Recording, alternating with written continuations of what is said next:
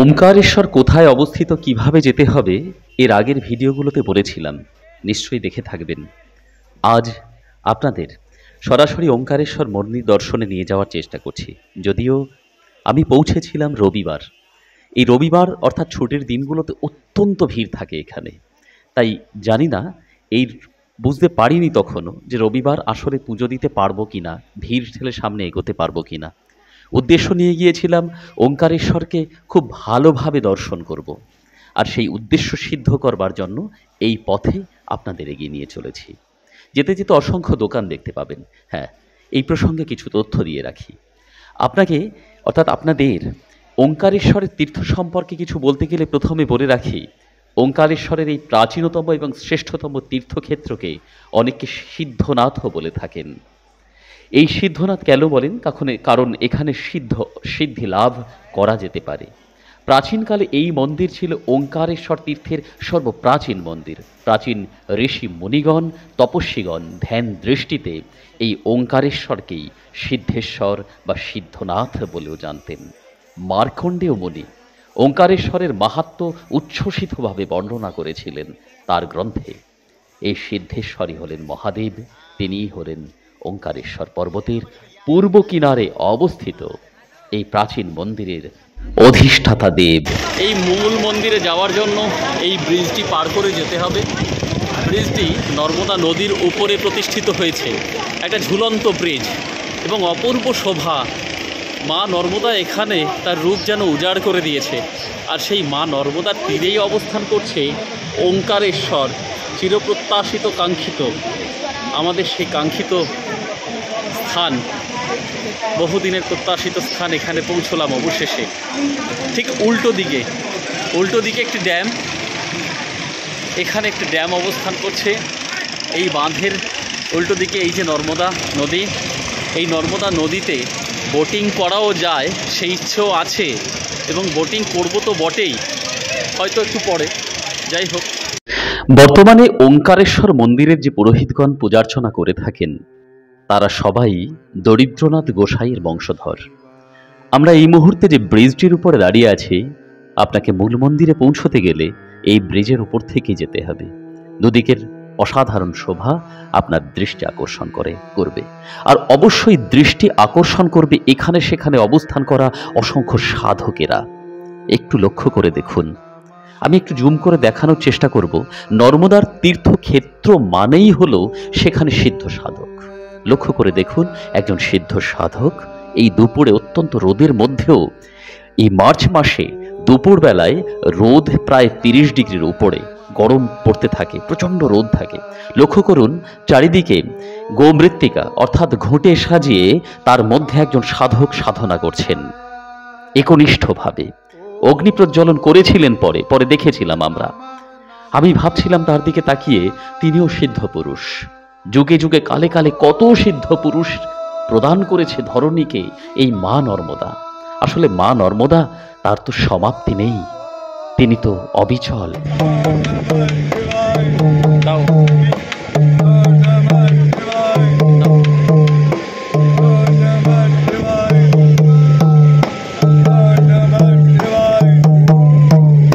প্রথমেই বলেছিলাম আজ রবিবার, অত্যন্ত ভিড়। এইরকম একটি সরু গলিপথের মধ্য দিয়ে আপনাকে এগিয়ে যেতে হবে মূল মন্দিরের দিকে। দুদিকে অসংখ্য দোকান, তবে জোড়াজুড়ির কোনো ব্যাপার নেই। মনে রাখবেন, আপনি কিন্তু নিজে থেকেই এখানে পূজার্চনা করতে পারেন। নর্মদা থেকে জল তুলে নিন, প্রয়োজন অনুসারে একটু ফুল এবং তার সঙ্গে প্রসাদী গ্রহণ করুন। পাণ্ডাদের কোনো উৎপাত এখানে নেই। যাই হোক, এখানে পৌঁছানোর পরে দুদিকে অসংখ্য মন্দির তো আছেই। এই মূল মন্দিরের ভাগে এই দুটি মন্দির রয়েছে। প্রবেশ করে দেখলাম অত্যন্ত ভিড়। প্রবেশ করবার মতন, মানে পূজার্চনা করবার মতন অবসরটুকু প্রায় হবে না বললেই চলে। একজনের কাছে জিজ্ঞাসা করে জানতে পারলাম, ছুটির দিনে এমন ভিড় থাকে, তাই পরের দিন অর্থাৎ সোমবার যদি সকালে করে যেতে পারি, তাহলে খানিকটা হলেও ভিড় কম থাকতে পারে। মনে মনে আশা জিয়ে রাখলাম, সোমবার মহাদেবের দিন, যাক, সোমনাথ অর্থাৎ সেই সোমবারের যিনি দেবতা, তাকে সোমবারই পূজার্চনা করব। তাই ব্যর্থ মনোরথ হয়নি। মনে এক বৃহৎ ইচ্ছে দানা বাঁধিয়ে তারপর নিচের সিঁড়ি ধরলাম। আস্তে আস্তে এগিয়ে চললাম ঘরের দিকে। পূজার্চনা এদিন করা হলো না, দর্শনও হলো না, তবে ওমকারেশ্বর মন্দিরের স্বরূপ খানিকটা হলেও নিজের চোখে দেখে তৃপ্তি লাভ করলাম। আগামীকাল সোমবার অবশ্যই সকালবেলায় আমি আসবো এবং আপনাদেরও দর্শন করাবো ওমকারেশ্বর। এখন রাত 3:45, আমরা বেরিয়ে পড়েছি ঘর থেকে। এটা হলো মা নর্মদা। মা নর্মদার জল স্পর্শ করে তারপর আমরা এখন চলেছি মন্দিরের দিকে। একটিও জনপ্রাণী প্রায় নেই বললেই চলে, খুব কম মানুষ এখানে এখন, অন্তত এই ভোরের দিকটায়। যাই হোক, সেই জন্য বেছে নিয়েছি এই সময়টা। দেখা যাক কি হয়, কেমন করে ওমকারেশ্বরের চরণে পৌঁছতে পারি, তাকে প্রার্থনা করতে পারি। আচ্ছা, এই যে সেই বাজার, যে বাজারের মাঝখান থেকে মন্দিরের পথ, কিন্তু এই বাজারটি একেবারেই এখন খুলে উঠতে পারেনি। আমরা সেরম সময়ে বেরিয়ে পড়েছি ঘর থেকে, ওমকারেশ্বর যেন আমাদের টানছেন। যাই হোক, একটিও দোকান এখনো খোলেনি। দেখি পুজোর সামগ্রী কোথা থেকে কি নেওয়া যায়। খানিকটা আছে বটে। এগিয়ে চলেছি মূল মন্দিরের পথে। এরপরে ব্রিজে আসবে, ব্রিজটি দেখাবো। তারপর ব্রিজটির পরে পুজোর সামগ্রী যদি কেনার মতন দোকান পাই সেখানে পৌঁছবো। সেখানে গিয়ে তারপর আপনাদের সঙ্গে দেখাবো মূল মন্দির, যা দর্শন করার চেষ্টা করব। মূল পথে চলে এলাম। এখান থেকে ব্রিজ শুরু হচ্ছে। যে ঝুলন্ত ব্রিজটির কথা জানা যায়, আপনারা সবাই জানেন, এই ব্রিজটি এখান থেকেই শুরু হচ্ছে। এখন একটি মানুষও প্রায় নেই বললেই চলে। ভালো লাগছে বেশ, নির্জনতার সঙ্গে আর রোমাঞ্চকর আধ্যাত্মিকতার দর্শন যেন আজ হতে চলেছে।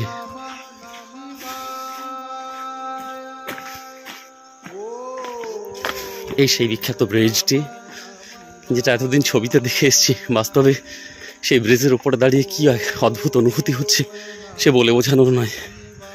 খুব ভালো লাগছে এখানে এসে। দেখুন এই যে সেই বিখ্যাত ব্রিজটি। আমি উল্টো দিকে একবার দেখাই। এই যে ওম লেখা, আর ঠিক বাঁ দিকে ওখানে মূল মন্দির। ওই মূল মন্দিরে আমরা পৌঁছানোর চেষ্টা করব। জানি না মহাদেবজি আজকে কৃপা করবেন কি না। গতকাল অর্থাৎ সানডেতে, মানে ছুটির দিনগুলো অত্যন্ত ভিড় থাকে এখানে, যেটা জানতে পারলাম। তো আজ সোমবারও তো ভিড় থাকার কথা। সামনেই শিব চতুর্দশী, বুঝতে পারছি না কি হবে। যাক, পৌঁছই তো। মহাদেব যা করতে চাইছেন তাই করবেন, আমাদের সব কিছু বোঝার ধরাছোঁয়ার বাইরে। ব্রিজটা এখানে শেষ। এখান থেকে শুরু হলো আবার দুপাশে অসংখ্য ফুলের দোকান, এবং তার সঙ্গে সঙ্গে চপ্পল রাখার অনেক জায়গা আছে বটে। দেখা যাক সামনে গিয়ে কোনো ফুলের দোকান খোলা পাই কিনা। কেউ নেই, সঙ্গে একটি কুকুর। আমার বড্ড মনে পড়ছে পঞ্চপাণ্ডবদের কথা।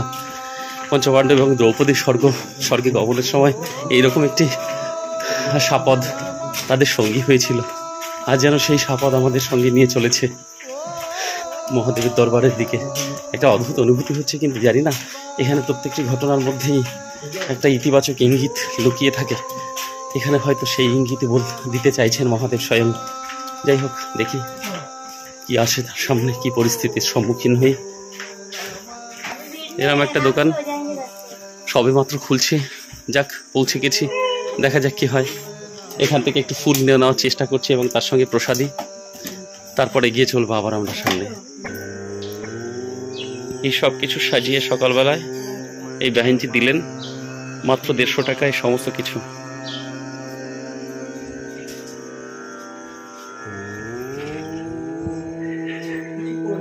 আরো সামনে এগিয়ে চলেছি, একদম নির্জন। আমরা এইভাবে মন্দিরের কাছাকাছি চলে এসেছি প্রায়।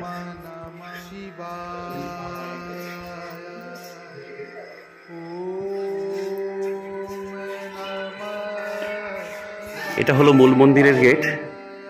সামনেই মহাদেবজি বিরাজ করছেন। আমরা পিছনের কোনো রাস্তা থেকে ঢুকবো, একেবারেই ফাঁকা আছে। আমরা সামনে দিয়ে প্রবেশ করছি ভিতরের দিকে। এই যে হলো সেই বিখ্যাত মূল মন্দির। এখানে নন্দী মহারাজ অবস্থান করছেন। নন্দী মহারাজ এখানে অবস্থান করছেন।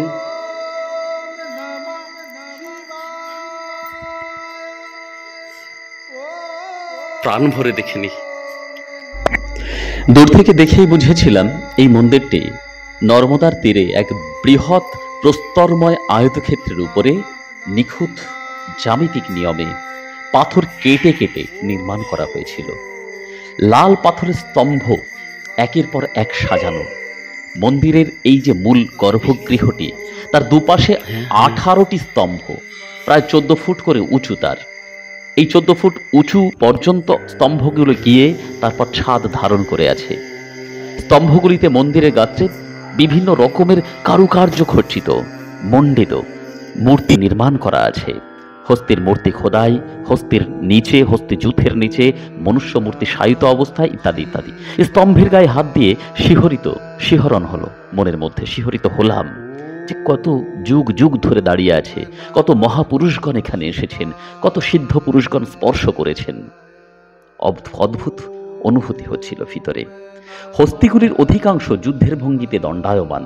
এখানে কিছু কিছু পাথরের মূর্তিতে যেগুলো রয়েছে, এবং রণহস্তির রণোন্মত্ত ভঙ্গিমা, তার সঙ্গে সঙ্গে ভাস্কর্যের শিল্প প্রতিমা এখানে ছড়িয়ে আছে।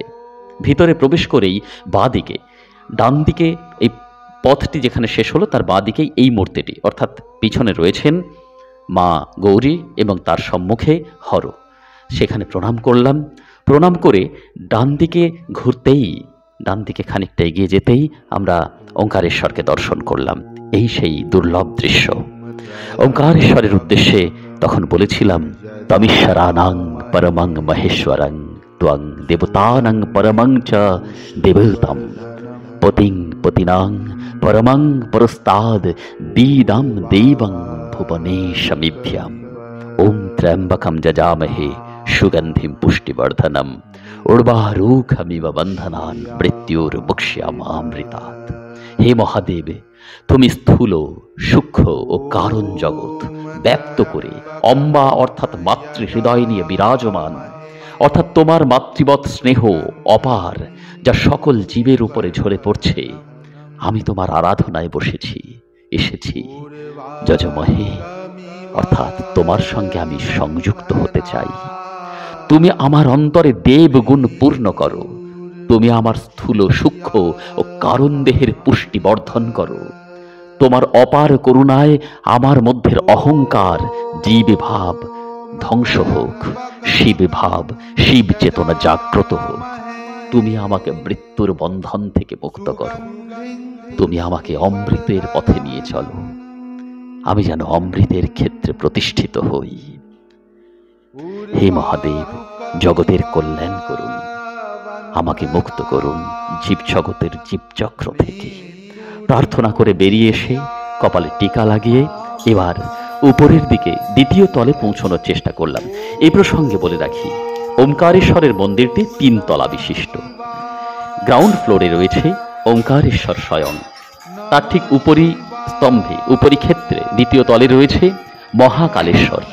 এই মহাকালেশ্বরের মন্দিরে যখন পৌঁছলাম তখন রাত এখনো কাটেনি।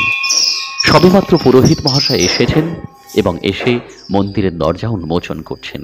চারিদিকে বাদর চামচিকির কিচিরমিচির শব্দে খানিকটা হলেও অদ্ভুত অনুভূতি হলো। হ্যাঁ, এই প্রসঙ্গে বলে রাখি, এই যে ওমকারেশ্বর দর্শন করলাম, এই ওমকারেশ্বরের রূপটি কেমন, এই ওমকারেশ্বরের যে শিবলিঙ্গ সেটি কালো বর্ণ বিশিষ্ট এবং তার সঙ্গে সঙ্গে কুণ্ডলী পাকানো কিছু কিছু রেখা চোখে পড়ল। মনে পড়ল আমার, এর উদ্দেশ্যই হলো, নারদ বলেছিলেন শিব ভক্তকে যে ওমকারেশ্বরের শিবলিঙ্গের এই রূপ, অর্থাৎ তিনি স্বয়ং। উপরে মহাকালেশ্বরের রূপ এই রকম। এই মহাকালেশ্বরের রূপটি কেমন? অনেকটি মধুর, গাঢ় মধুর রং বিশিষ্ট। এই গাঢ় মধুর রং, অর্থাৎ যাকে বলা হলো ত্রিপুরালি লিঙ্গ। এখানে পৌঁছানোর পর আমরা পুরোহিত মহাশয়ের অনুমতি নিয়েই এখানে লিঙ্গাষ্টকম পাঠ করলাম। সন্তান আমার সে পাঠ করলো এখানে, এবং অদ্ভুত অনুভূতি হলো। চারিদিক নিস্তব্ধ, একটি মানুষ এখানে তখনও পৌঁছয়নি। আমরা সেখানে পৌঁছতে পারলাম। লিঙ্গাষ্টকম পাঠ করলাম। মহাদেব সন্তুষ্ট হলেন কিনা জানি না, বুঝতে পারলাম না, তবে মানুষের মধ্যেই তো মহাদেব বিরাজ করেন। এই পুরোহিত মহাশয় সন্তুষ্ট হয়ে আমার সন্তানকে এবং আমাকে 3টি রুদ্রাক্ষ প্রদান করলেন। আমরা 3জনই ছিলাম, 3জনের উদ্দেশ্যে। আমার কাছে তা মহাপ্রসাদ মনে হলো।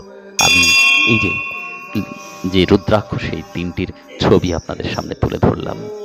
এই মহাকালেশ্বরের পূজার্চনায় আমরা তখন খানিকটা সময় হলেও মেতে উঠলাম। এবার আস্তে আস্তে সিঁড়ি বেয়ে উপরের দিকে উঠছি। উপরের তলে, শেষ তলে, সেখানে সিদ্ধিদাতা গণেশের মূর্তি বিরাজ করছে এবং হনুমানজি তিনিও রয়েছেন। তিনি তো রুদ্রাবতার, কিন্তু রাতের অন্ধকারে আমি পুরো স্পষ্ট বোঝাতে পারছি না, দেখাতে পারলাম না বলে পরের দিন আবার পৌঁছেছিলাম দিনের আলোয় তাকে স্পষ্টভাবে তুলে নেওয়ার জন্য, আপনাদের সামনে তুলে ধরার জন্য। এই সেই দিনের আলোয় স্পষ্টভাবে তুলে নেওয়া। হ্যাঁ, দ্বিতীয় দিনও আমি মন্দিরে প্রবেশ করেছি, 2বার জ্যোতির্লিঙ্গ দর্শন করেছি, তৃপ্ত হয়েছি, ভীষণভাবে তৃপ্ত হয়েছি।